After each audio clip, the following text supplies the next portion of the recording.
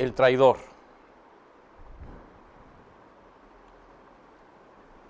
Aquí tenemos la portada. Hablaremos en detalle del escudo al final, porque bueno, hay elementos ahí que tú ves que tienen todo un significado y una razón por la que están ahí. Muy bien, vamos directamente a nuestra enseñanza. Vamos a leer este pasaje. Lucas 22, del 47 al 48. Mientras todavía estaba él hablando, llegó una multitud, y el que se llamaba Judas, uno de los 12 apóstoles, iba delante de ellos, y se acercó para besar a Jesús. Pero Jesús le dijo: Judas, ¿con un beso entregas al Hijo del Hombre?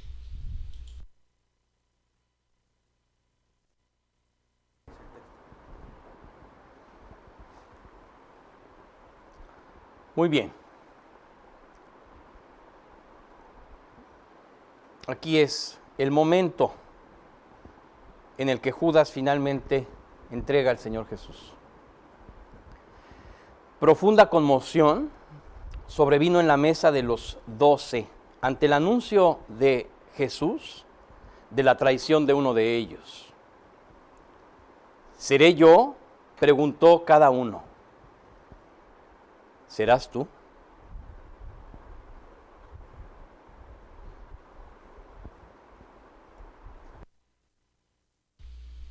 Marcos 14, del 18 al 19.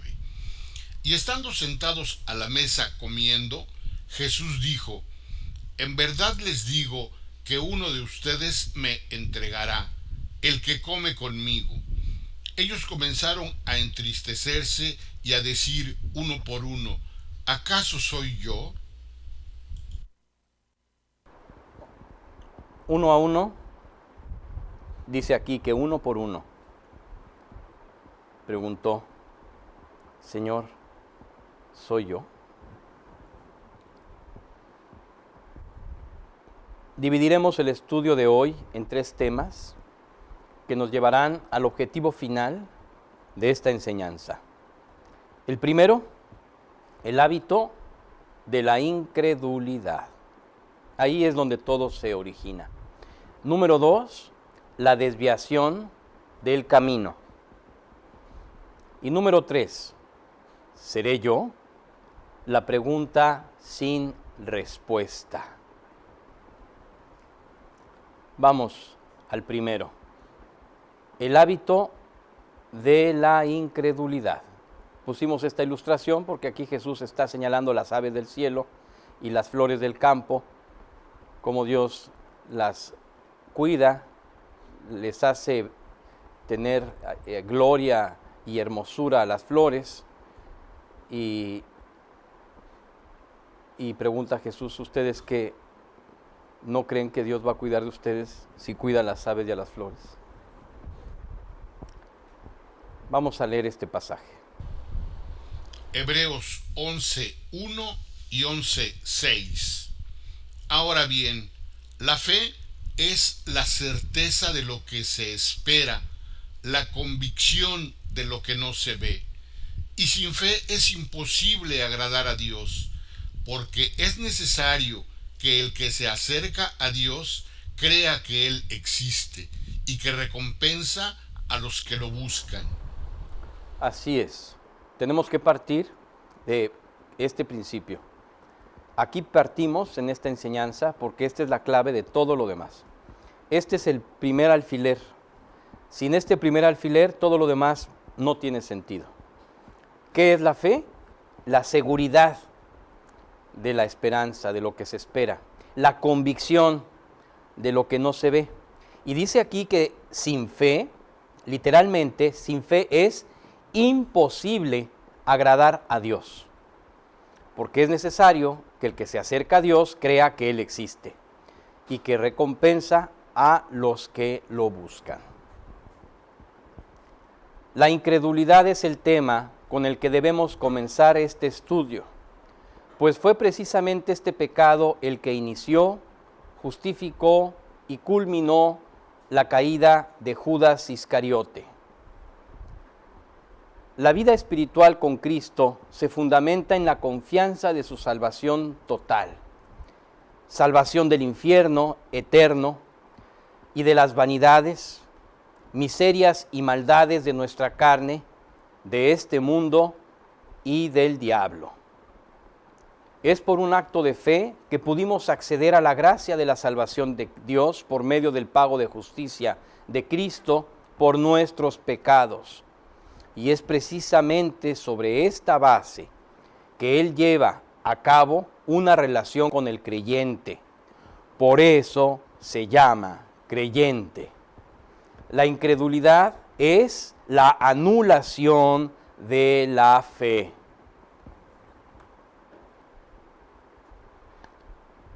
La incredulidad se expresa mediante dos palabras griegas en el Nuevo Testamento: apistía y apeiteia.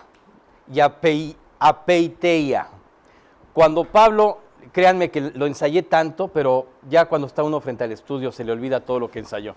Cuando Pablo la menciona en la carta a los Romanos, dice a los gentiles que han obtenido misericordia por la rebelión, apeiteia, de los judíos.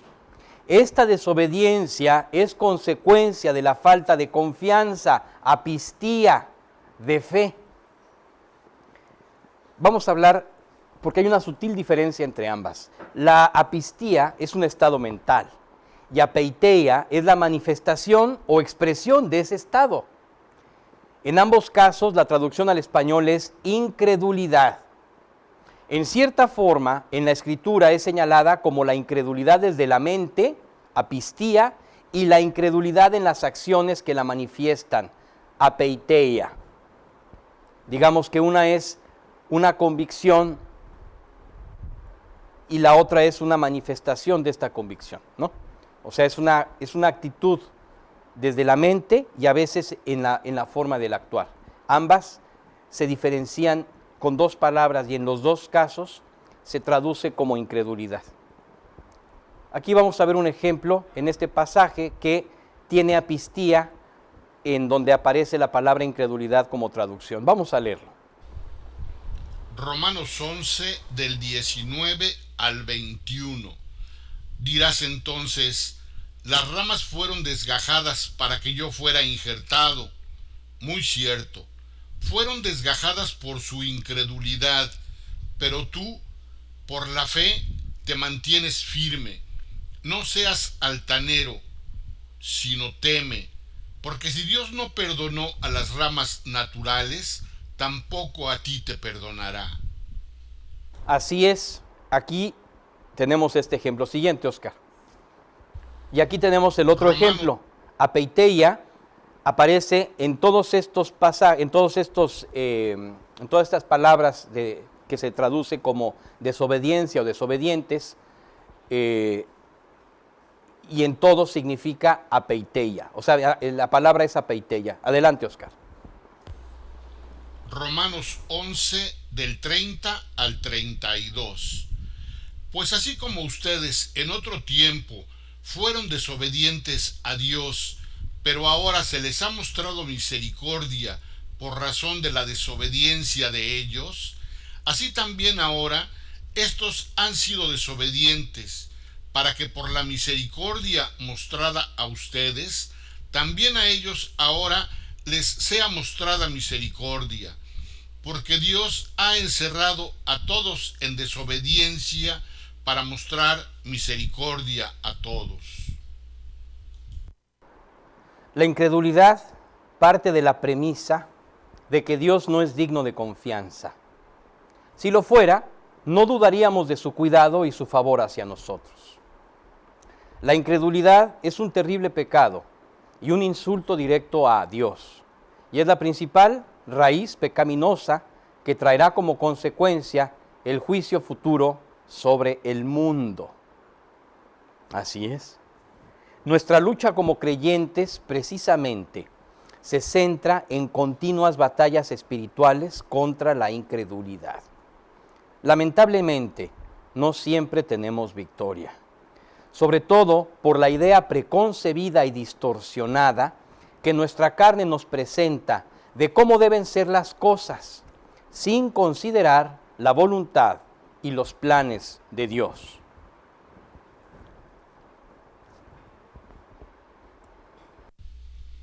Isaías 55, del 8 al 9. Porque mis pensamientos no son los pensamientos de ustedes, ni sus caminos son mis caminos, declara el Señor. Porque como los cielos son más altos que la tierra, así mis caminos son más altos que sus caminos, y mis pensamientos más que sus pensamientos. Antes de cuestionar por qué estás viviendo esto, por qué estás viviendo aquello, es importante que recuerdes este pasaje. Mis caminos son más altos que tus caminos y mis pensamientos más que tus pensamientos. En cierta manera es Dios diciéndole al hombre, yo sé lo que estoy haciendo, tú no tienes ni idea. Y este pasaje que habla de por qué el mundo va a ser condenado por incredulidad, porque no creen en Él, no creen en mí, dice aquí adelante. Juan 16, del 8 al 11. Y cuando Él venga, convencerá al mundo de pecado, de justicia y de juicio. De pecado porque no creen en mí, de justicia porque yo voy al Padre y ustedes no me verán más, y de juicio porque el príncipe de este mundo ha sido juzgado. De este tamaño es el pecado de la incredulidad.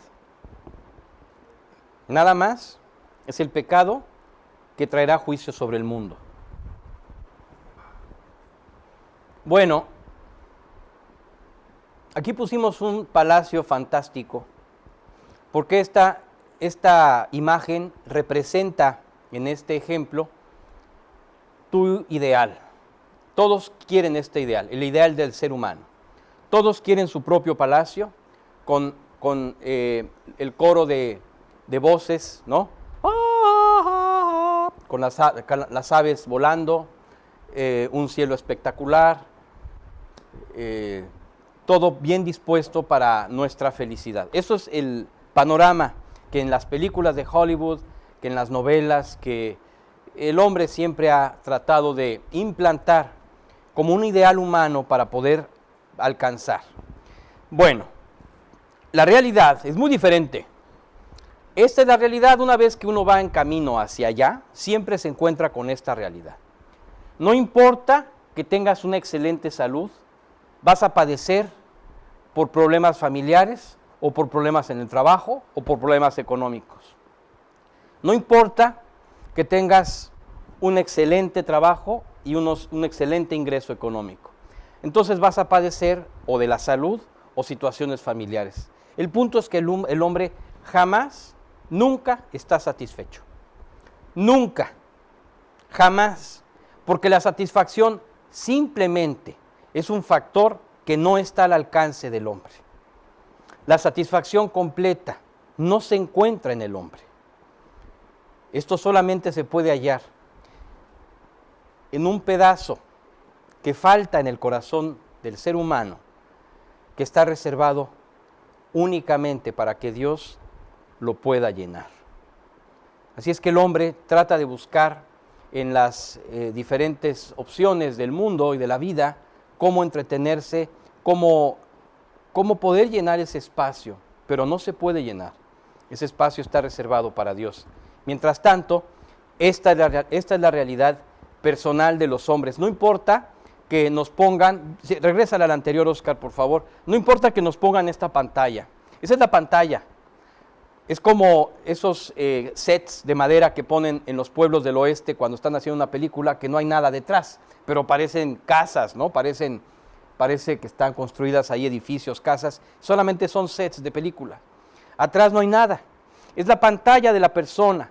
Mira, así soy yo. Soy espectacular y soy brillante, pero detrás de todo esto existe asolación, miseria, desesperanza, ¿Cuál es el punto aquí? El punto aquí es no regresar a esto, porque nuestra naturaleza viene de Ruinalandia, precisamente de ahí, y ahí nos quiere hacer volver. Bueno, Cristo, una vez que llega, elimina completamente esto. Y una vez que ha eliminado completamente esto, va generando una convicción de paz, una convicción de seguridad, una convicción de control absoluto en nuestra vida que no podemos llevar a cabo en nuestras propias fuerzas.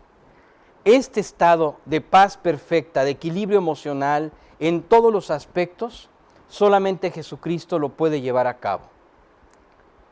¿Sabes cuál es el problema? Que al pasar unos cuantos días, poco a poco, una vez que acabas de experimentar el nuevo nacimiento en Cristo y te encuentras así, como aparece en tu pantalla, al poco tiempo tu naturaleza va a comenzar a emerger. Y entonces se va a empezar a vislumbrar ciertas grietas y vas a empezar a ver que se va abriendo un panorama de preocupaciones sobre los asuntos que antes no te preocupaban porque estabas completamente inmerso en el cuidado de Dios. Pero ahora, de manera mágica y misteriosa, tú vienes cargando con todo. Cuando te acabas de convertir, Cristo tenía el control de todo, pero de pronto pasa el tiempo y ahora tú cargas con la cuestión de tu trabajo, con la cuestión económica, con la cuestión de la lucha contra tus propios vicios, con la cuestión médica, con la cuestión familiar, con la cuestión de la iglesia, con la cuestión de la escuela. Y ahí te la pasas con problemas por todas partes y tú en medio tratando de llevar lo mejor que puedas esta situación. Pero esto, te voy a decir algo, cuando se comienza así, lo que sucede es que vienen unos nubarrones y comienzan las tormentas. Y esto se complica. Las cargas se vuelven más fuertes, son más duras, y entonces comienzan a nacerle hijos a la ansiedad y a la preocupación que ves allí. Y estos hijos son los hijos de la carne. Tenemos al hijo llamado la ira, al otro hijo llamado la codicia, al otro hijo llamado la soberbia o la arrogancia, y al otro hijo llamado el terror, el pánico, el pavor y la preocupación. ¿Sabes cuál es el problema cuando estos hijos afloran? Que se vuelven una mafia. Sí, tú tienes adentro una mafia. Tu carne es como el padrino de tu propia naturaleza, de lo que maneja interiormente en ti. Y estos agentes, que son sus hijos, tienen, como la mafia, siempre establecidos ciertos objetivos, donde hay culpables de todo. El culpable de mis problemas familiares es fulanito de tal. Duro contra él. Oscar, tírale un dardazo. Ahí está. Luego, el culpable de mi situación económica, sutano mengano. Échale, Oscar, duro. Eso. Luego, el culpable de mis desgracias en el trabajo, ahí está la culpable. Duro, Oscar, contra ella. Ahí está. Luego, el culpable de mi situación con los vicios y que no puedo, ese a fulano, échale un dardazo. El culpable de mi situación en la escuela, échale un dardazo. ¿Qué le pasa a esa chava? Y olvídate en la parte médica, por supuesto, también échale un dardazo, no faltaba más. Todos son culpables, siempre hay culpables, siempre. Cuando tu naturaleza está manejando las circunstancias, siempre hay culpables. Tú nunca eres culpable, tú siempre eres la víctima. Pobre de mí, pobre de mí, pobre de mí. Todos los demás me están presionando. Pobre de mí. Esto no es más que la manifestación absoluta, completa de la carne. Esto es el mapa más completo de la incredulidad.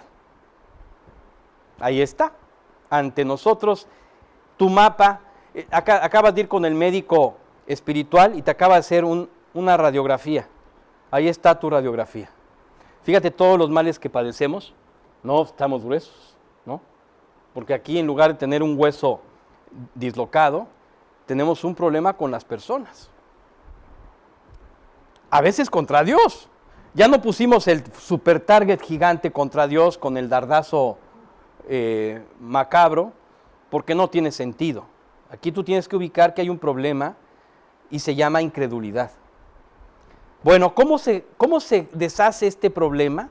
Muy sencillo. ¿Te acuerdas del principio? Pues otra vez Cristo tiene que volver a tomar todo, absolutamente en sus manos, tú descansar en que Él lo va a hacer, y entonces Él nuevamente va a tomar en control la situación, te va a llevar al estado de paz que conociste cuando le entregaste tu vida, y otra vez todo va a estar en orden y va a estar en quietud total. Tengo el control, te va a decir Dios, gracias por dejármelo. Esto es lo que hay que hacer. Porque si no, la naturaleza, no sabes, no hay fin en la locura que puede hacer. Vamos a leer este pasaje. Mateo 6, del 25 al 27. Por eso les digo, no se preocupen por su vida, qué comerán o qué beberán, ni por su cuerpo, qué vestirán. ¿No es la vida más que el alimento y el cuerpo más que la ropa? Miren las aves del cielo, que no siembran, ni siegan, ni recogen en graneros, y sin embargo, el Padre Celestial las alimenta. ¿No son ustedes de mucho más valor que ellas? ¿Quién de ustedes, por ansioso que esté, puede añadir una hora al curso de su vida? Así es. ¿Quién de ustedes, por ansioso que esté, puede añadir una hora al curso de su vida? ¿Para qué te preocupas? Dice Jesús. Siguiente, vamos a acabar vamos a completar todo este pasaje. Adelante. Mateo 6, del 28 al 30. Y por la ropa, ¿por qué se preocupan? Observen cómo crecen los lirios del campo. No trabajan ni hilan, pero les digo que ni Salomón en toda su gloria se vistió como uno de ellos. Y si Dios así viste la hierba del campo, que hoy es y mañana es echada al horno, ¿no hará Él mucho más por ustedes, hombres de poca fe? Así es. ¿Por qué nos preocupamos? Mira cómo crecen los lirios del campo. Pero ni Salomón se vistió como uno de ellos. Si Dios así viste la hierba del campo, que hoy es y mañana es echada al horno, ¿no hará más por nosotros, hombres de poca fe? Así es. Vamos a leer este pasaje. Romanos 4, del 18 al 21.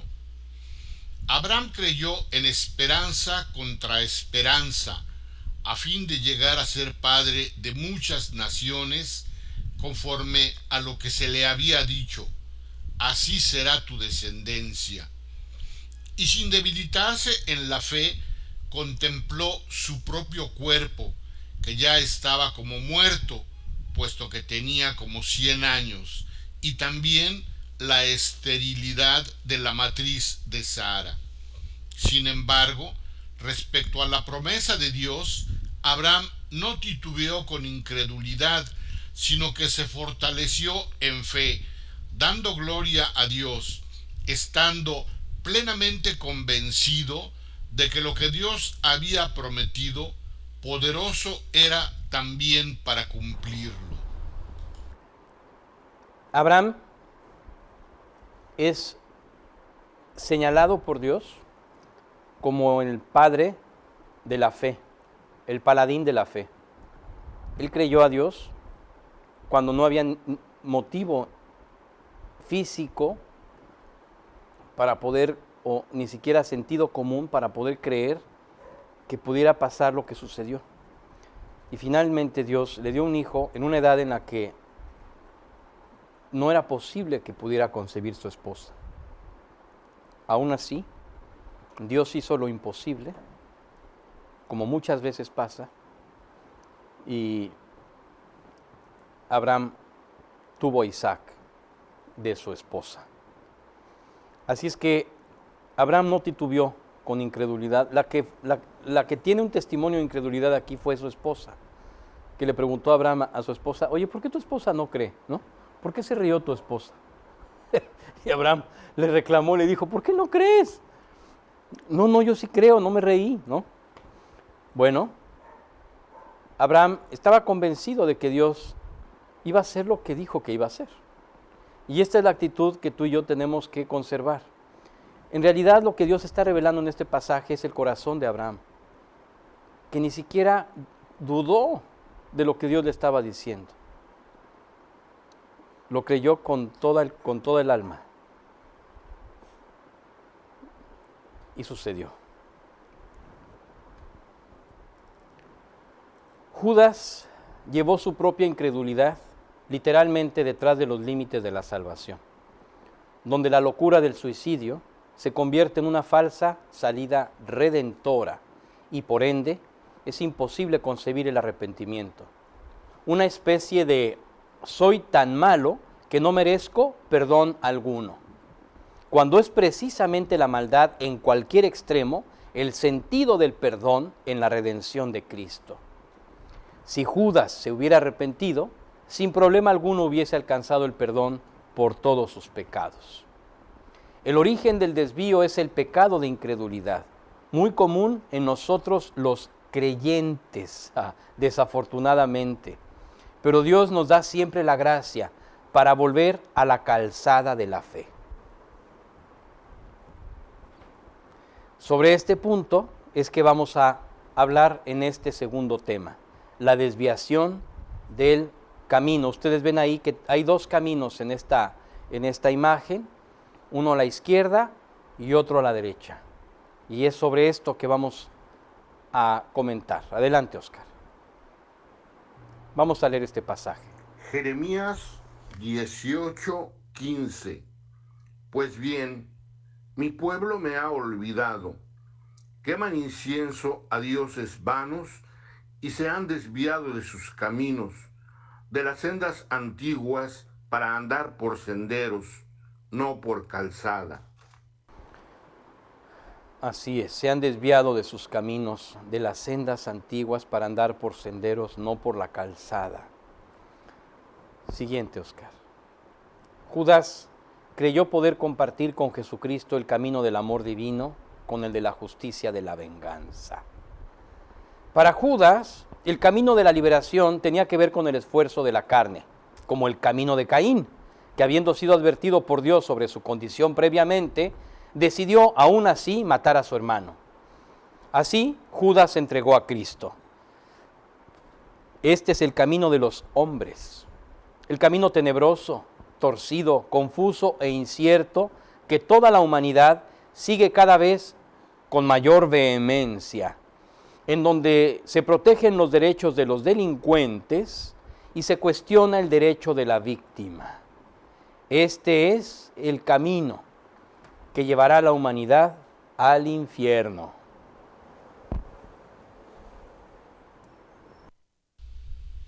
Apocalipsis 21:8. Pero los cobardes, incrédulos, abominables, asesinos, inmorales, hechiceros, idólatras y todos los mentirosos tendrán su herencia en el lago que arde con fuego y azufre, que es la muerte segunda. Así es.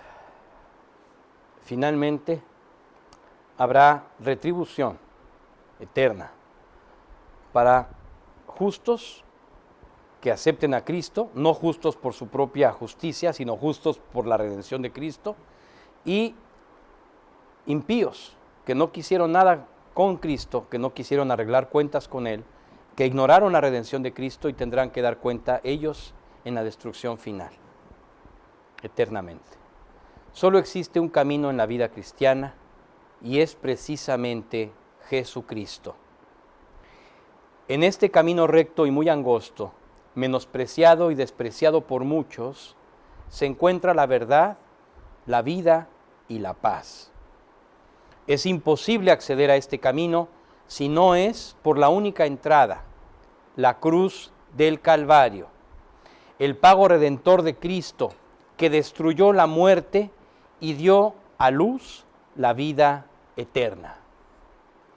Sin embargo, lamentablemente es común que los creyentes se desvíen de este camino por múltiples razones, entre las que destacan el menosprecio hacia sus líderes, el esfuerzo por distinguirse de otros creyentes, la falta de perdón y amargura por los errores de alguno y el amor por las cosas del mundo.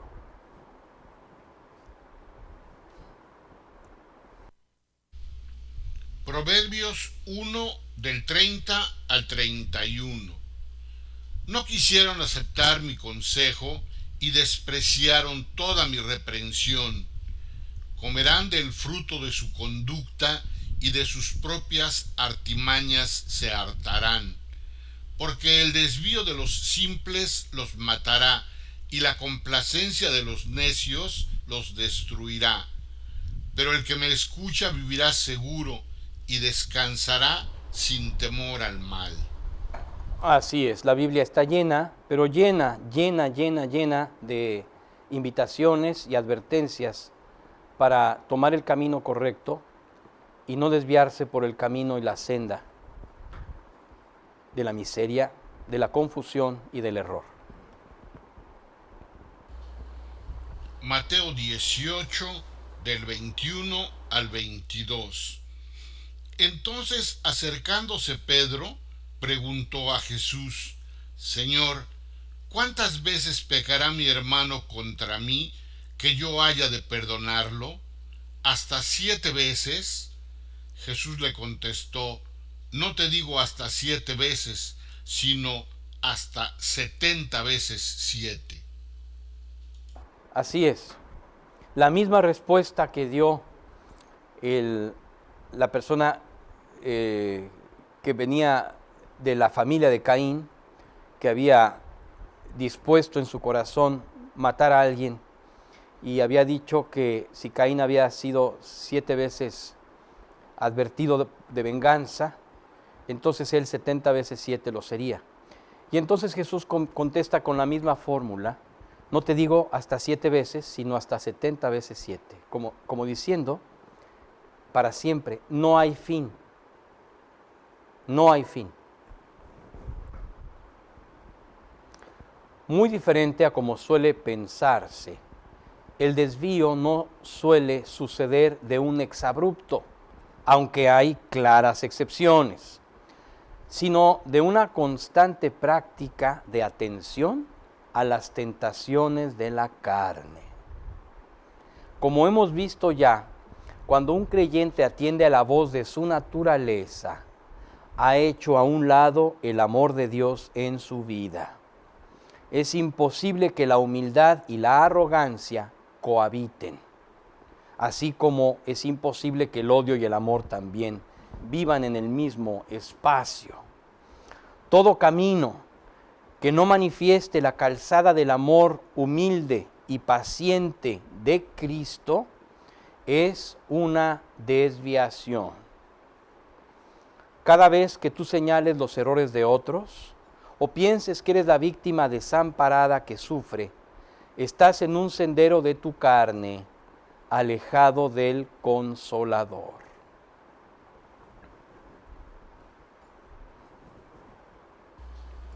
Proverbios 1 del 29 al 32.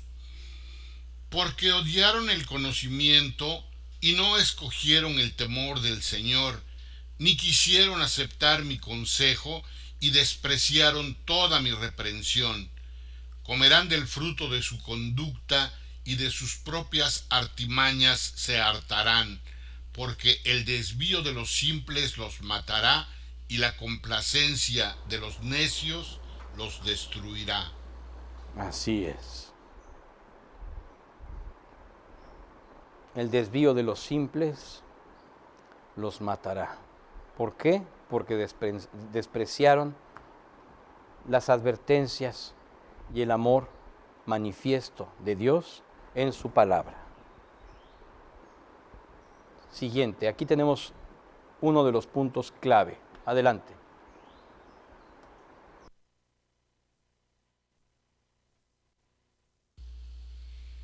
Santiago 1 del 13 al 15. Que nadie diga cuando es tentado, soy tentado por Dios, porque Dios no puede ser tentado por el mal, y Él mismo no tienta a nadie, sino que cada uno es tentado cuando es llevado y seducido por su propia pasión. Después, cuando la pasión ha concebido, da a luz el pecado, y cuando el pecado es consumado, engendra la muerte. Sí es. Aquí le está hablando a los creyentes. Esta advertencia es para los creyentes. Habla de los creyentes que caen en el pecado y que de alguna forma quieren involucrar a Dios como el culpable de que ellos tengan esa tentación. Y aquí aclara diciendo, Dios no tiene nada que ver con eso. Esto es una cuestión de tu propia naturaleza.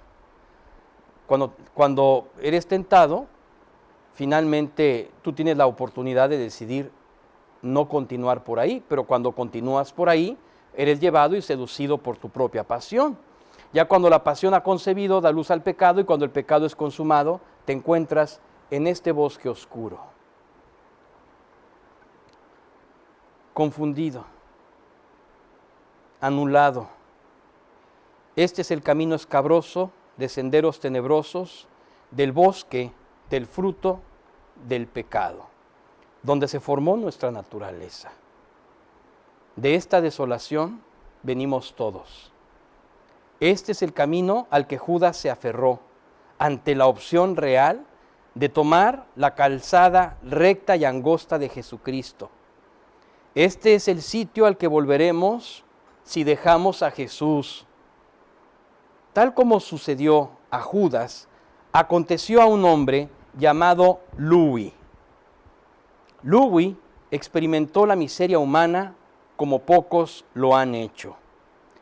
Desde pequeño era la pesadilla y el azote de la paz de la comunidad de un pueblo de California llamado Torrance. Sus diabluras y delincuencias insaciables habían traspasado todo límite. Se le veía huyendo con los platillos y postres que robaba de casa de sus vecinos. No había día que no hiciera alguna maldad y cada vez sorprendía a todos. En una ocasión, la campana de la iglesia bautista comenzó a repicar sola. Muchos devotos pensaron que se trataba de un milagro divino, hasta que la linterna de un policía siguió el cable de piano que Louis había atado a la campana y movía desde la copa de un frondoso árbol. Pero pasados unos años, el pueblo entero le perdonaría todas sus diabluras cuando logró calificar en la carrera de 5,000 metros para representar al estado de California. Se convirtió en una leyenda de la noche a la mañana. Por si fuera poco, en la final a nivel nacional logró ser uno de los 3 que calificaron para ir a las Olimpiadas de Berlín en 1936. Así pasó de ser el azote al orgullo del pueblo. Su participación en Berlín no pasó desapercibida. Y aunque no pudo alcanzar a los corredores más veloces del mundo, la carrera en su última vuelta rompió todos los récords de ese tiempo. Fue tan destacado su cierre que Hitler mismo le llamó para felicitarle y reconocerle como el corredor del final más rápido. Pero justo cuando entrenaba para las Olimpiadas de Tokio de 1940, inesperadamente llegó la guerra. A su grupo de 3 militares le dieron la misión de inspección de un avión norteamericano caído en la zona de las Islas Marshall, que tomaron los japoneses, pero su avión sufrió una avería y también cayó en el Océano Pacífico. La bolsa de lona inflable los mantuvo a flote por días sin comer en medio del mar. Grandes y pequeños tiburones rondaban la balsa. Cuando un avión pasó a lo lejos, Louis disparó una bengala para que les vieran y lograron su objetivo, pero el avión era japonés. Y les rociaron cargas de metralla, unas 6 o 7 ocasiones. Cada vez que se zambullían, debían lidiar con los tiburones para evitar morir devorados. Después de que el avión se fue, repararon la balsa mientras golpeaban las puntas de la boca de los tiburones. Pasaron en la balsa 47 días de sed y hambre. En su desesperación, a las puertas de la muerte, contra toda esperanza, Louis clamó a Dios: si sacias esta sed, te dedicaré mi vida. Repentinamente, el cielo se llenó de nubes y llovió sobre ellos durante 3 días seguidos, y bebieron agua suficiente para reponerse. Finalmente, un barco japonés los llevó a una isla en donde había un campamento de prisioneros. Louis sufrió las más crueles e interminables torturas. Golpes, humillación, más golpes, más humillaciones, hambre, enfermedades, muerte de sus compañeros y más golpes. Louis pasaba horas orando y suplicando a Dios que le diera la oportunidad de salir de esa terrible prisión. Un día comenzaron a caer bombas norteamericanas alrededor del campamento y finalmente una enorme explosión que Louis observó en el horizonte. Más tarde sabría que lo que vio fue el estallido de la bomba nuclear sobre Hiroshima.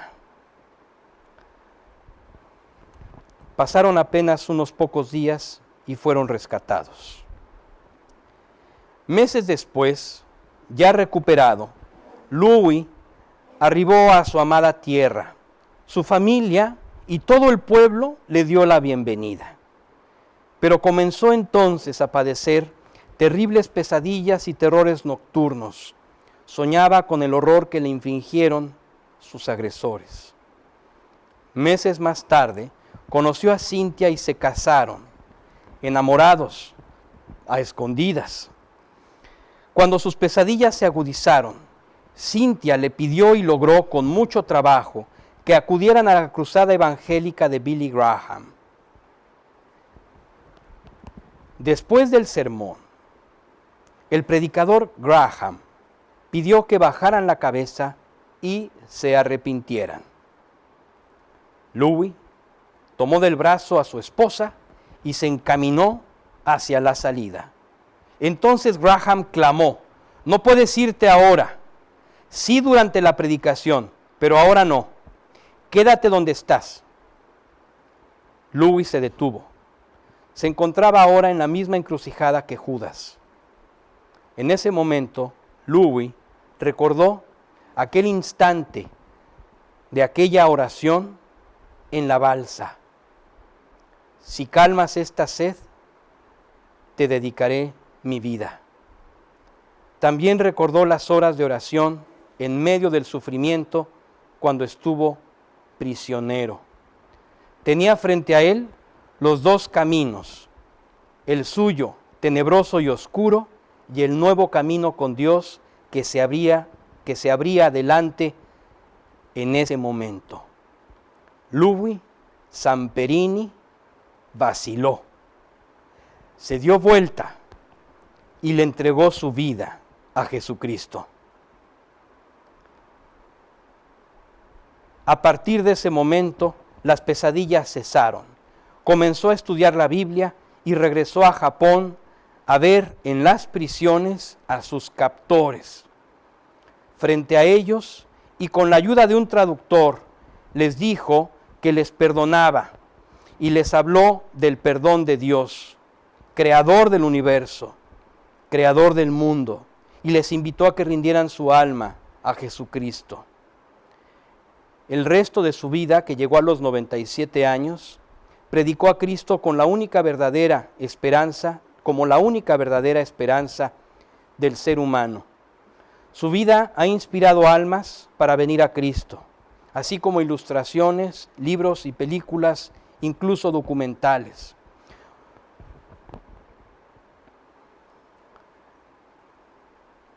Louis murió en 2014. Es un firme testimonio del camino del amor y la esperanza, el único camino, llamado Jesucristo. Así es que este es el camino de Judas, es el camino al que tu naturaleza te quiere hacer volver. Es el camino de donde nació ella. Todos tenemos este bosque en nuestro interior, bosque oscuro, oculto, donde la miseria más grande tiene lugar.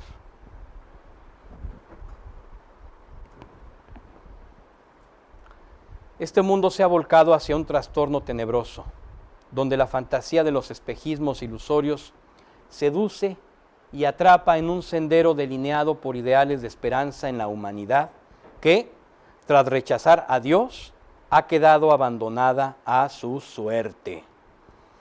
Este es el sendero de la carne incrédula que los creyentes solemos tomar cuando cedemos ante las propuestas de desaliento, de angustia, de desesperación, de temor, de enojo y contiendas. Este es el sendero que Judas tomó para afianzar la traición que cometió contra el Señor. Este es el sendero que debemos abandonar cuanto antes y volver a la calzada de luz y amor de Jesucristo. Así es que este es el sendero que debemos abandonar. Y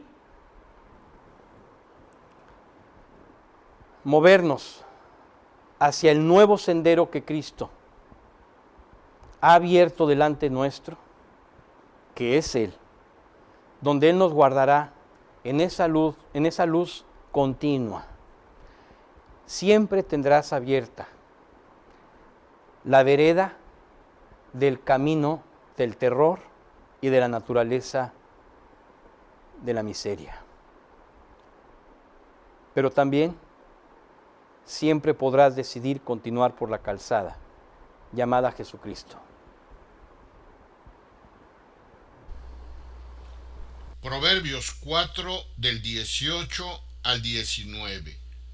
La senda de los justos es como la luz de la aurora, que va aumentando en resplandor hasta que es pleno día.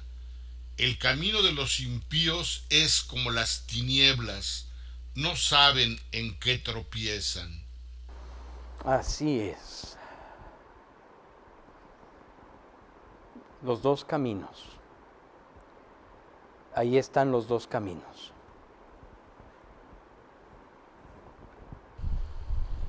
Isaías 55, 7. Abandone el impío su camino y el hombre malvado sus pensamientos, y vuélvase al Señor, que tendrá de él compasión, al Dios nuestro, que será amplio en perdonar.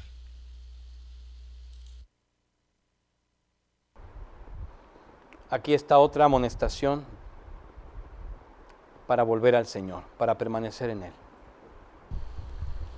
Proverbios 1 del 23 al 25. Vuélvanse a mi reprensión y derramaré mi espíritu sobre ustedes. Les haré conocer mis palabras, porque he llamado y han rehusado oír.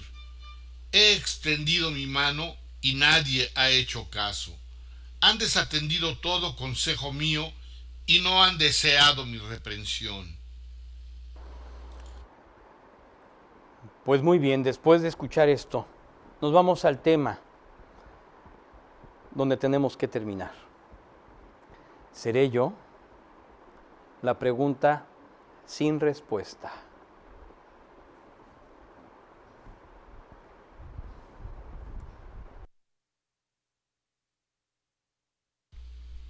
Marcos 14 del 18 al 19. Y estando sentados a la mesa comiendo, Jesús dijo: En verdad les digo que uno de ustedes me entregará, el que come conmigo. Ellos comenzaron a entristecerse y a decir uno por uno: ¿acaso soy yo? Así es. En este estudio hemos alcanzado el punto al que teníamos que llegar. Estamos todos, cada uno del auditorio virtual, reclinados frente al Señor Jesucristo, escuchando la advertencia de que uno de todos nosotros lo va a entregar. Cuando cada uno de los apóstoles preguntó: ¿seré yo?, la respuesta fue: es uno de los 12, el que moja conmigo en el plato. Todos mojaban con él en el plato. Cualquiera podía ser.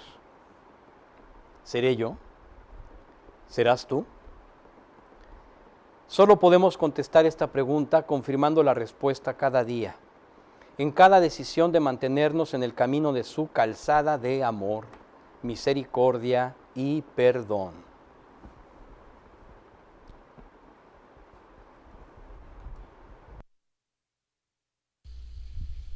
Isaías 1:18. Vengan ahora y razonemos, dice el Señor.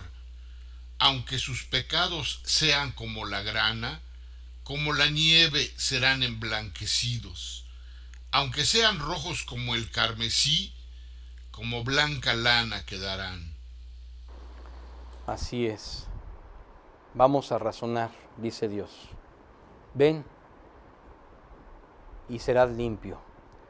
Si el día de hoy Dios ha revelado ante ti que el camino por el que andas no es el suyo y tienes el anhelo de andar por la calzada de Jesús, es necesario que abandones tu camino. No es posible andar por su calzada y tu camino al mismo tiempo. Este es el maravilloso día que Dios ha estado esperando para llenar tu vida de plenitud y de verdadera esperanza. Si hoy decides andar por su camino, te encontrarás en la calzada de la salvación, el amor y la paz. Pero es necesario que primero reconozcas ante Él que el camino por el que has andado en el pecado te ha separado de Él y te arrepientas por ello.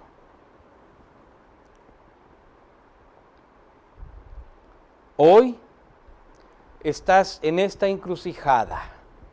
¿Qué vas a hacer? ¿Vas a continuar por tu camino?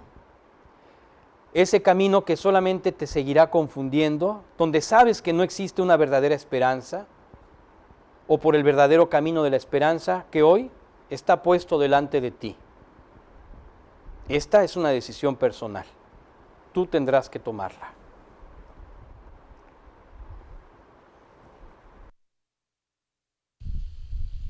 Isaías 55:7. Abandone el impío su camino y el hombre malvado sus pensamientos, y vuélvase al Señor, que tendrá de él compasión, al Dios nuestro, que será amplio en perdonar. Así es. Abandona tu camino y vuélvete al Señor.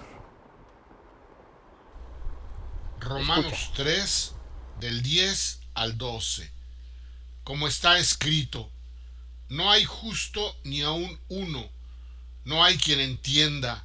No hay quien busque a Dios. Todos se han desviado. A una se hicieron inútiles. No hay quien haga lo bueno.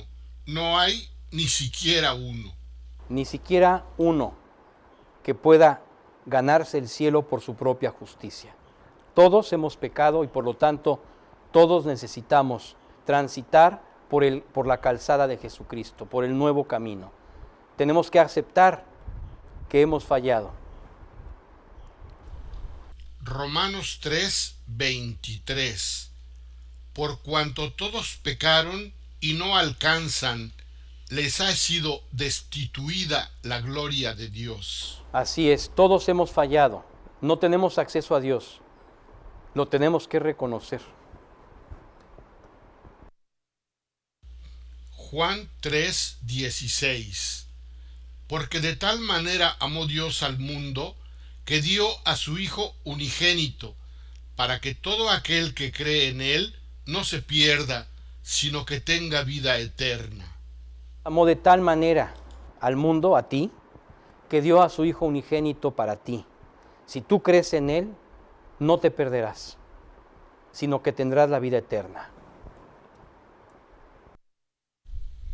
Hechos 3, del 19 al 20.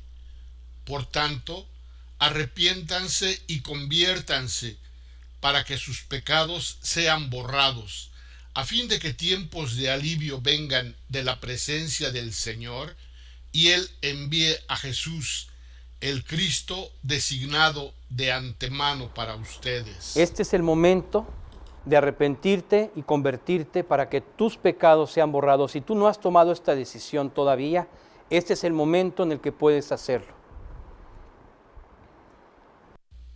Apocalipsis 3:20.